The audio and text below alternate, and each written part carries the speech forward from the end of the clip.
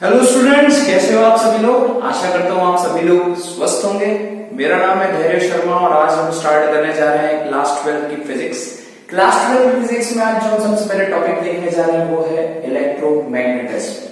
ठीक है, और इस इलेक्ट्रोमैग्नेटिज्म ये इतना बड़ा टॉपिक है कि इसको हमने बेसिकली दो हिस्सों में डिवाइड कर दिया है। ठीक है, इलेक्ट्रोमैग्नेटिज्म के अंदर हम जिस चीज की स्टडी करते हैं वो है चार्ज। मतलब इस टॉपिक के अंदर हमें जिस चीज की स्टडी करनी है वो है चार्ज। चार्ज क्या होता है ये भी आपको मैं थोड़ी देर बाद समझाता हूं कि चार्ज किसे कहते हैं। ठीक है, पहले थोड़ा सा और ओवरव्यू ले लेते हैं। इलेक्ट्रोमैग्नेटिज्म को हमने दो पोर्शन में डिवाइड किया, इलेक्ट्रोस्टैटिक्स एंड इलेक्ट्रोडायनेमिक्स। स्टैटिक्स का मतलब होता है रेस्ट और इलेक्ट्रो यहां पर चार्ज को रिप्रेजेंट कर रहा है। मतलब जब चार्ज रेस्ट कंडीशन में रहेगा तो उसको हम बोलेंगे इलेक्ट्रोस्टैटिक्स।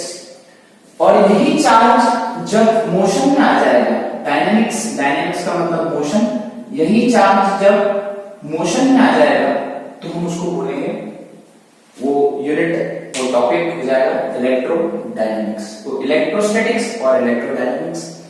इलेक्ट्रोस्टैटिक्स के अंदर जो हमें दो चैप्टर्स पढ़ने हैं वो है हमारे इलेक्ट्रिक चार्जेस एंड फील्ड्स और दूसरा है इलेक्ट्रोस्टैटिक पोटेंशियल एंड कैपेसिटेंस। ठीक है, ये दो चैप्टर इलेक्ट्रोस्टैटिक्स का पार्ट। इलेक्ट्रोडायनेमिक्स में हमें जो चैप्टर पढ़ना है वो है करंट इलेक्ट्रिसिटी, दूसरा चैप्टर है मूविंग चार्ज एंड मैग्नेटिज्म, तीसरा है मैग्नेटिज्म एंड मैटर, चौथा चैप्टर है ईएमआई, पांचवा चैप्टर है अल्टरनेटिंग करंट और सिक्स्थ चैप्टर है इलेक्ट्रोमैग्नेटिक वेव्स। ठीक है, तो देखा जाए तो 6 3 इधर 3 इधर 3 और 3 6 और 2 8 चैप्टर जो है these 8 chapters are the part of electromagnetism। और इन 8 चैप्टर्स में हम जिस चीज की स्टडी करेंगे वो है चार्ज। देखा जाए पेपर में तो पेपर के हिसाब से अगर देखा जाए तो करीब 50 to 60% पोर्शन जो है वो इलेक्ट्रोमैग्नेटिज्म का ही आता है। मतलब इन 8 चैप्टर्स में से ही बहुत ज्यादा पूछते हैं। आधे से ऊपर पेपर जो है आपका,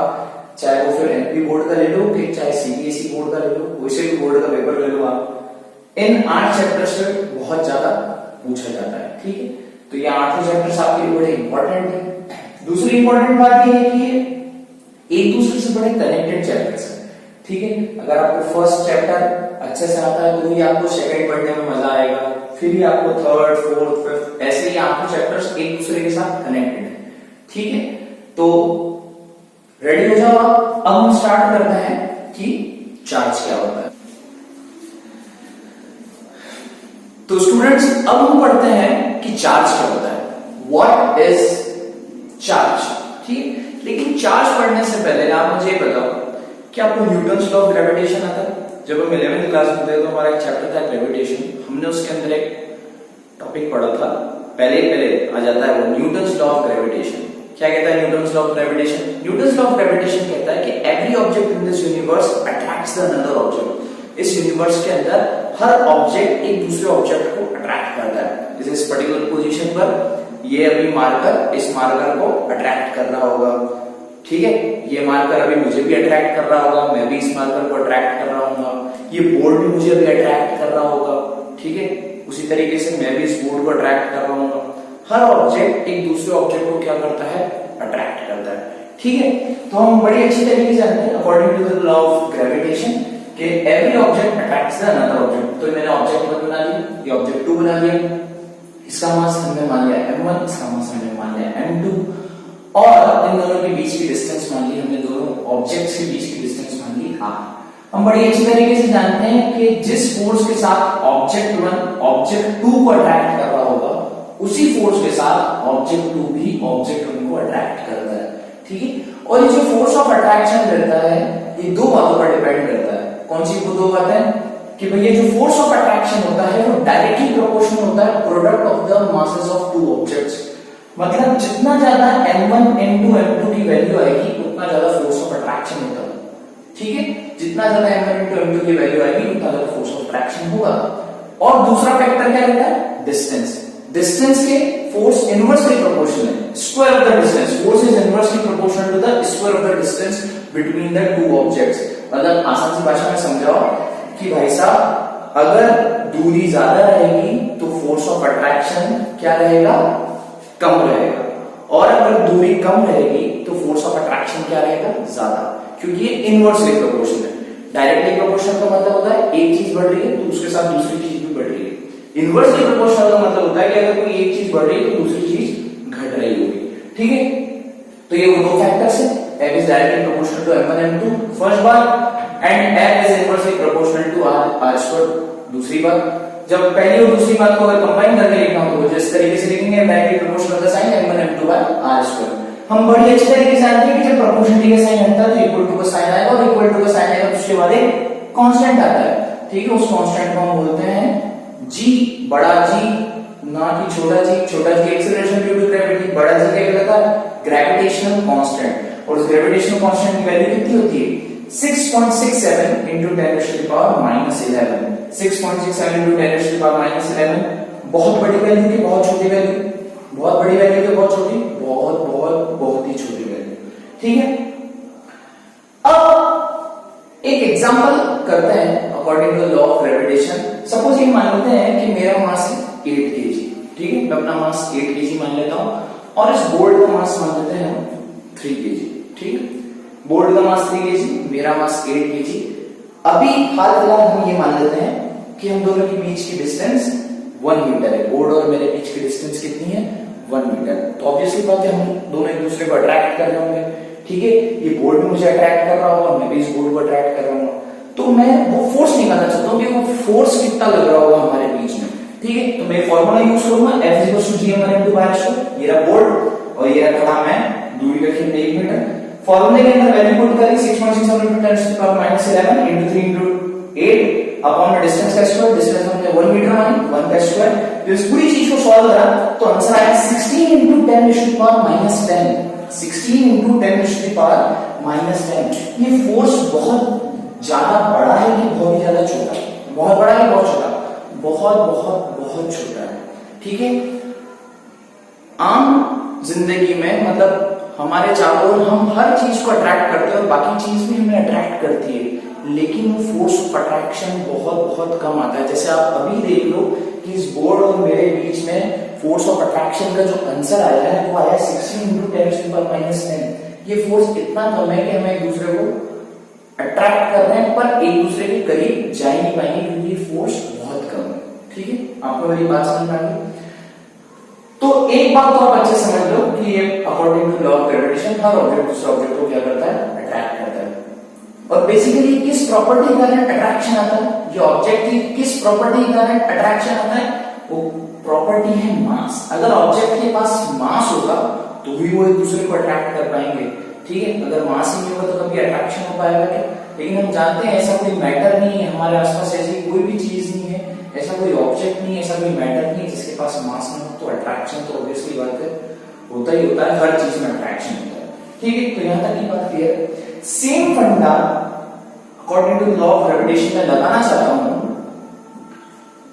एटॉमिक व्यू के, मतलब एटॉमिक स्ट्रक्चर के अंदर इन दो पार्टिकल्स के लगाना चाहता हूं, प्रोटॉन और इलेक्ट्रॉन, ठीक है। प्रोटॉन और इलेक्ट्रॉन्स भी मैटर है, ठीक है। इनके पास भी मास तो होता ही है, हालांकि इनका मास बहुत कम होता है पर होता तो है। इलेक्ट्रॉन का मास कितना होता है, 9.1 into 10 to the power -31 kg, और प्रोटॉन का मास कितना होता है 1.67 into 10 to the power -27 kg। मैं काम करता हूं, मैं इलेक्ट्रॉन और एक प्रोटॉन को 1 मीटर की डिस्टेंस पे रख देता हूं। एक इलेक्ट्रॉन और प्रोटॉन को भाई साहब 1 मीटर की डिस्टेंस पे रख देते हैं, ठीक है। तो according to law of gravitation एक दूसरे को अट्रैक्ट करना चाहिए क्योंकि इनके पास मास तो है, हाँ है भी, बढ़िया बात। तो जब फॉर्मूले में वैल्यू पुट करते हैं तो थ्योरेटिकली हम फोर्स निकालते हैं कि F थ्योरेटिकल मतलब अकॉर्डिंग टू दिस फॉर्मूला के लगभग कितना फोर्स आ रहा होगा। तो जब मैंने कैलकुलेशन करी, सारी वैल्यू पुट करी, G into mass of electron into mass of proton into दूरी का स्क्वायर, दूरी हमने इसके बीच में 1 मीटर मानी, तो जब सारी कैलकुलेशन करी तो हमारा आंसर आया 97.1152 into 10 to the power -69। गौर करने वाली बात यहां पर है कि मैं चाहता हूं कि आप इस फैक्टर को देखें, 10 to the power -69। ये वाला फोर्स तो भाई साहब हमारे मतलब मेरे और इस बोर्ड के लगने वाले फोर्स से भी बहुत ज्यादा कम हो रहा है। देखो मेरा फोर्स कितना रहा था 16 into 10 to the power -10 Newton, और यहाँ आंसर कितना रहा है 97.11 फैक्टर 10 to the power -69। कितना बड़ा अंतर है 10 to the power -10 और 10 to the power -69। आप ये मत सोचने लगते ना 10⁻⁻69 बड़ा होगा। हकीकत में जो नेगेटिव में अगर दो नंबर लिखे तो जो नंबर बड़ा होता है वो ये नंबर क्या हो जाता है, छोटा। -69 बड़ा है कि -10 बड़ा है? ऑब्वियसली बात है -10 बड़ा है। तो फोर्स क्या है, बोर्ड और मेरे बीच में भी ज्यादा होगा, पर क्या हम एक दूसरे को अट्रैक्ट कर रहे थे? ये फोर्स इतना कम था 16 × 10⁻⁻10, पर क्या हम दोनों एक दूसरे को अट्रैक्ट कर रहे थे? नहीं। तो अभी क्या करा था, सबसे पहले जब इनके बीच में कैलकुलेशन करी तो इनको क्या करके रखा था, पकड़ के रखा। क्या करके रखा था भाई साहब, पकड़ के रखा। अब क्या करा, इनको मैंने छोड़ा। जैसे मैंने इनको छोड़ा, मतलब साइंटिस्ट लोग तो ये कुछ कर रहे थे, साइंटिस्ट लोगों ने जैसे इनको छोड़ा इलेक्ट्रॉन और प्रोटॉन को, तो उन्होंने पाया भाई साहब कि ये दोनों एक दूसरे की तरफ अट्रैक्ट करने लग गए, मतलब ये दोनों एक दूसरे की तरफ जाने लग गए। साइंटिस्ट लोगों ने बात ही समझ नहीं है यार, इनका मास इतना कम, मास ऑफ इलेक्ट्रॉन इतना कम, मास ऑफ प्रोटॉन इतना कम, है ना, इनके बीच में जो अट्रैक्टिव फोर्स लग रहा है, वो ग्रेविटेशनल फोर्स, उसकी वैल्यू आ रही है 97.115 × 10⁻⁶। इतना कम फोर्स होने के बावजूद ये एक दूसरे को अट्रैक्ट कैसे कर सकते हैं? अभी देखो मेरे और बोर्ड के बीच में ये फोर्स आ रहा था 16 × 10⁻⁻10। जब हम एक दूसरे को अट्रैक्ट नहीं कर रहे हैं तो ये इलेक्ट्रॉन और प्रोटॉन एक दूसरे को कैसे अट्रैक्ट करने लग गए? ठीक, ये बड़ा आश्चर्य वाली बात। तो फिर साइंटिस्ट लोगों ने सोचा कि यार एक्चुअलिटी में फोर्स निकालने की कोशिश करते कि क्या यही फोर्स लग रहा है, क्या 97.115 × 10⁻⁻69 न्यूटन का ही फोर्स लग रहा है या कोई और फोर्स लग रहा है? ऑब्वियसली बात है, उन्होंने थोड़ा सोचा, विचार विमर्श करने के बाद उन्होंने हकीकत में जब फोर्स निकाला तो एक्चुअलिटी में जो फोर्स लग रहा था वो लगभग इतना लग रहा था 23.04 × 10⁻⁻29 न्यूटन। हकीकत में इतना फोर्स लग रहा था, और थ्योरेटिकली हमने कितना निकाला 97.115 × 10⁻⁻69। आप गौर करो, यहाँ पर 10⁻⁻29 आ रहा है, यहाँ 10⁻⁻69 आ रहा है। कौन सा फोर्स बड़ा होगा, कौन सा फोर्स बड़ा होगा, एक्चुअलिटी में लगने वाला कि थ्योरेटिकली?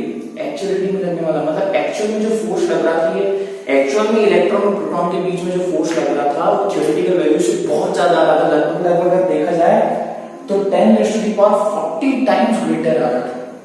भाई साहब इसकी क्या वजह हो सकती है? ऐसी क्या खास बात हो सकती है इलेक्ट्रॉन और प्रोटॉन के पास?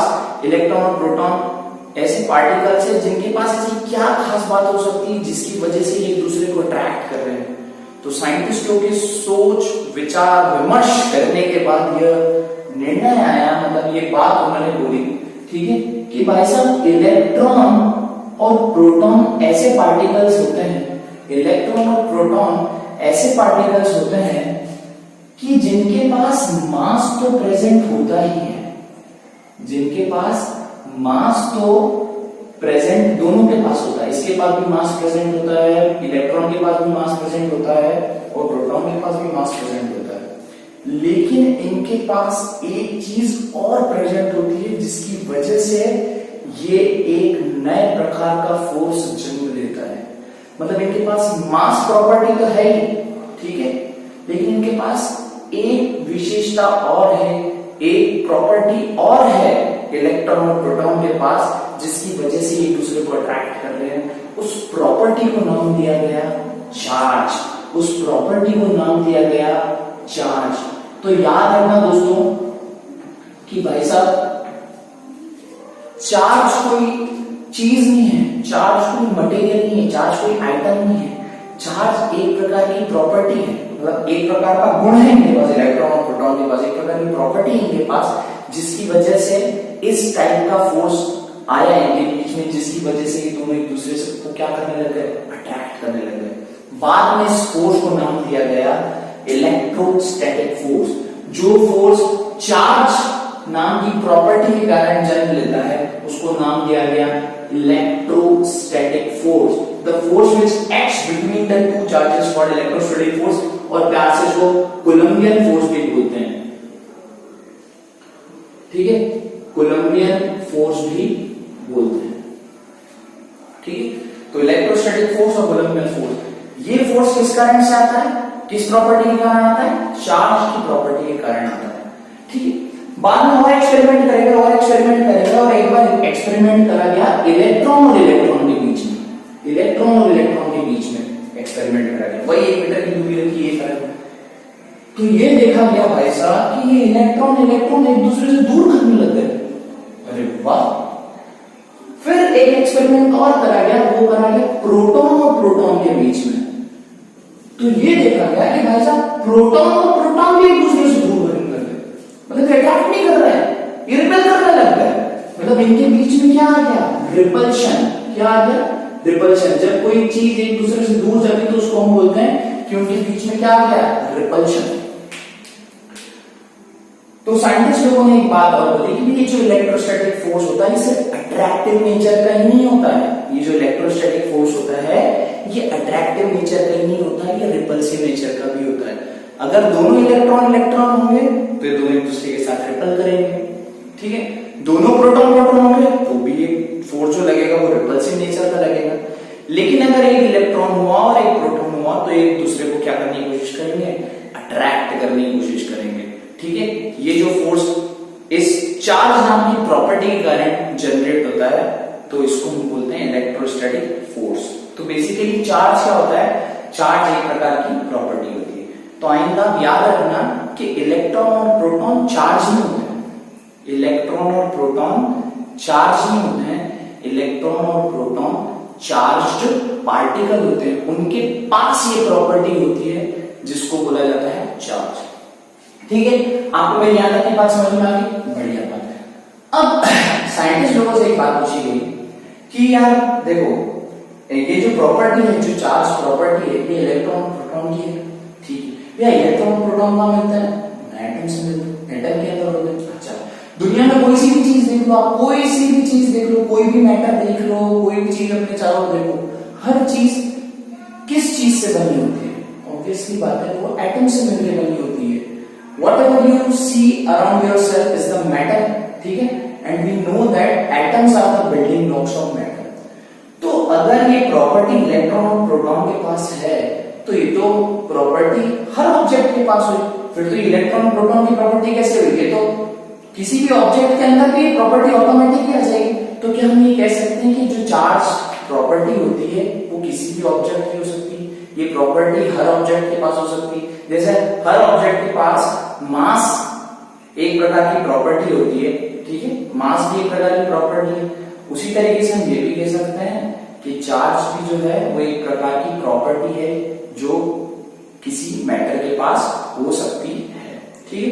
बोलो आपको मेरी बात समझ में आ गई, चलो बढ़िया। अब एक प्रश्न और होगा, साइंटिस्ट लोगों से एक प्रश्न और पूछा।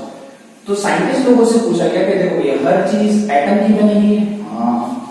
क्या एटम के अंदर भी इलेक्ट्रॉन और प्रोटॉन मिलते हैं, हाँ। क्या इलेक्ट्रॉन और प्रोटॉन के पास चार्ज नाम की प्रॉपर्टी होती है, हाँ। उस चार्ज नाम की प्रॉपर्टी के कारण क्या इलेक्ट्रोस्टैटिक फोर्स ऑफ अट्रैक्शन और रिपल्शन जन्म लेता है, हमने कहा हाँ। तो भैया एक बात बताओ कि एक ऑब्जेक्ट, कोई सा भी आप ऑब्जेक्ट ले लो, ठीक है, मान लो एक मैं लोहे की बॉल ले लेता हूं और एक लोहे की रॉड ले लेता हूं, ठीक है।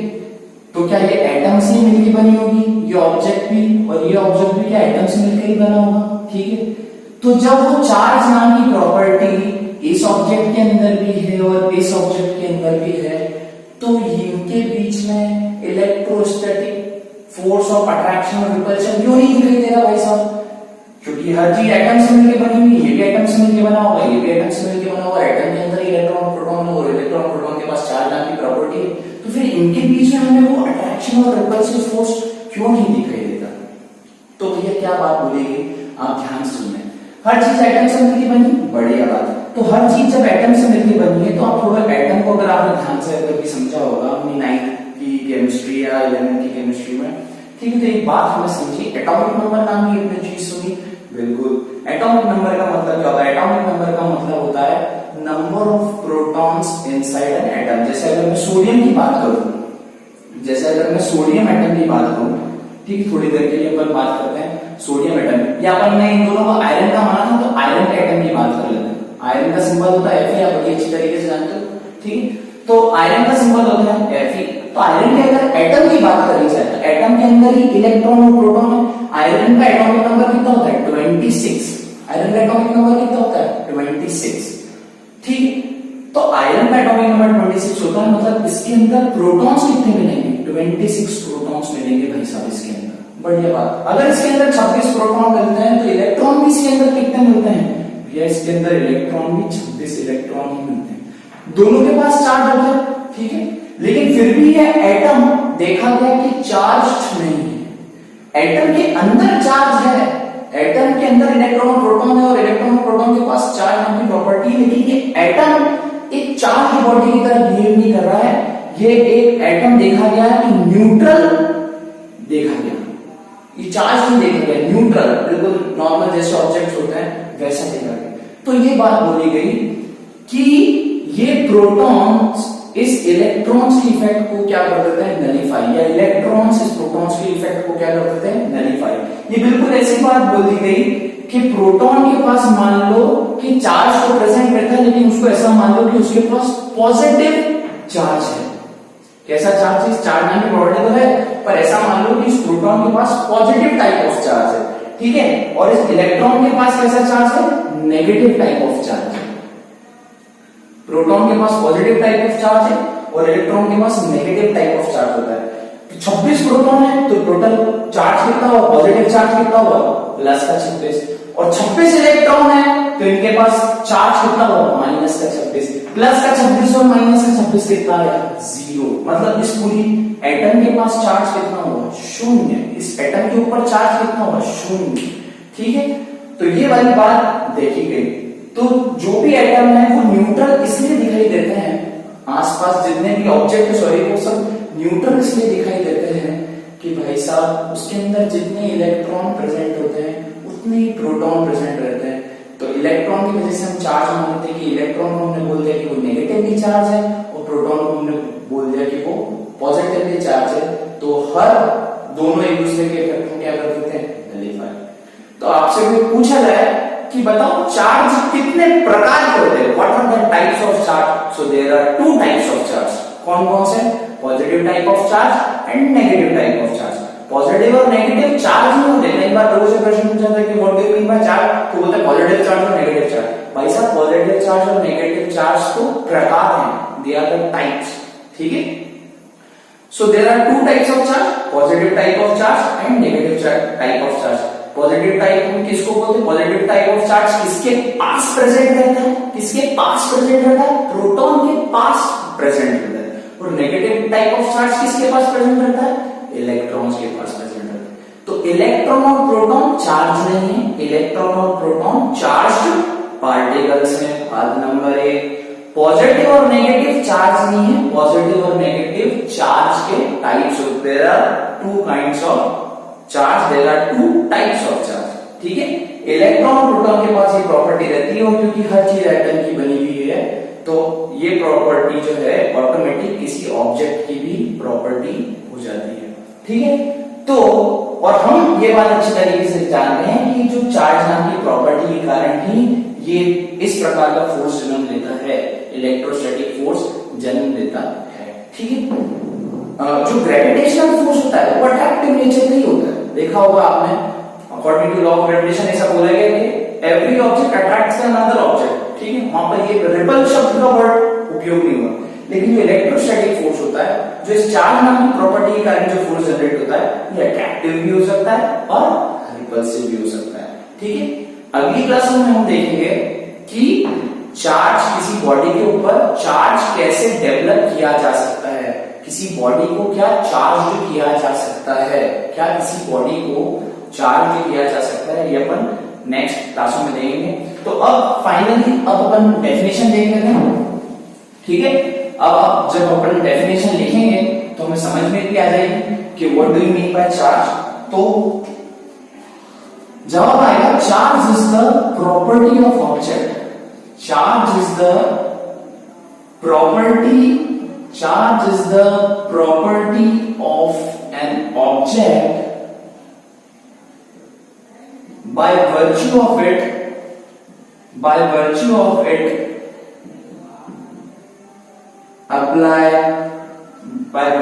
it apply electrostatic force of attraction, electrostatic force of attraction or repulsion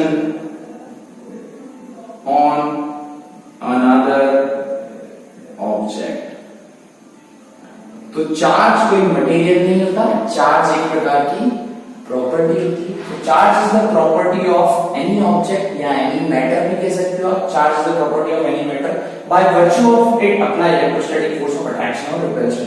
मतलब इस चार्ज की प्रॉपर्टी के कारण, वर्च्यू का मतलब होता है एक प्रकार का बिहेवियर डेवलप हो जाना, एक प्रकार का बिहेवियर डेवलप हो जाना। कैसा बिहेवियर आ जाएगा उसके अंदर? इलेक्ट्रोस्टैटिक फोर्स जनरेट करने की क्षमता आ जाएगी। इलेक्ट्रोस्टैटिक फोर्स ऑफ अट्रैक्शन और रिपल्शन को किसी दूसरे चार्ज ऑब्जेक्ट के ऊपर लगा पाएगा। ठीक है, so this is the definition of charge. तो आखिरी में कंक्लूजन याद रखिएगा, चार्ज एक प्रकार की प्रॉपर्टी होती है, ये किसी भी मैटर की प्रॉपर्टी हो सकती है। ठीक है, ये जो प्रॉपर्टी जो देखी गई है वो इलेक्ट्रॉन प्रोटॉन के पास देखी गई है। इलेक्ट्रॉन को हम नेगेटिवली चार्ज बोलते हैं, प्रोटॉन को हम पॉजिटिवली चार्ज बोलते हैं। इलेक्ट्रॉन और प्रोटॉन चार्ज नहीं है, इलेक्ट्रॉन और प्रोटॉन चार्ज्ड पार्टिकल्स हैं और उनके पास ये प्रॉपर्टी होती है और इस चार्ज की प्रॉपर्टी के कारण ही इस प्रकार का फोर्स जन्म लेता है, इलेक्ट्रोस्टैटिक फोर्स। ठीक है, आज के लिए इतने ही। अगली का जो है हम देखेंगे, अगली क्लास में हम देखेंगे कि किसी बॉडी के ऊपर चार्ज कैसे डेवलप किया जा सकता है, चार्जेस की प्रॉपर्टीज क्या क्या होती है। ठीक है, तो आज के लिए इतना ही। Thank you very much.